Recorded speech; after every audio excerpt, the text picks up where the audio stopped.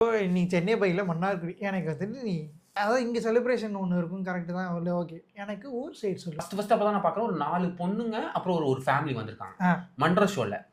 என்ன தெரியுமா பண்ணானுங்க, தியேட்டரும் சரி இவனுங்களும் சரி அவங்க உள்ள வந்தாங்க. ஆக்சுவலாக எப்படி இருக்கும்னா பார்க்கிங் லாட் இருக்குன்னா பார்க்கிங் லாட்டில் கொச்சன்னு நிற்போம், டைமிங் தான் விடுவாங்க. இவனுங்க என்ன பண்ணுவாங்கன்னா, எனக்கு நான் கண் கூட பார்த்துருக்கேன், அந்த அவங்க 3 பேர் ஒரு கேங் அந்த பொண்ணுங்களோட வந்திருக்காங்க, ஒரு ஃபேமிலி தனியாக வந்திருக்காங்க. இவங்க 2 பேரையும் இவனுங்க மேலே அமிச்சிட்டானுங்க முன்னாடியே. இவனுங்களே நவருங்கன்னு சொல்லி பசங்களை நவர சொல்லி இவங்களை அனுப்பி மேல அனுப்பி, அதாவது அது பால்கனில இருந்து பார்க்க முடியும், எங்களை நாங்க பண்ற கூத்தெல்லாம் பால்கனில இருந்து பார்க்க முடியும்.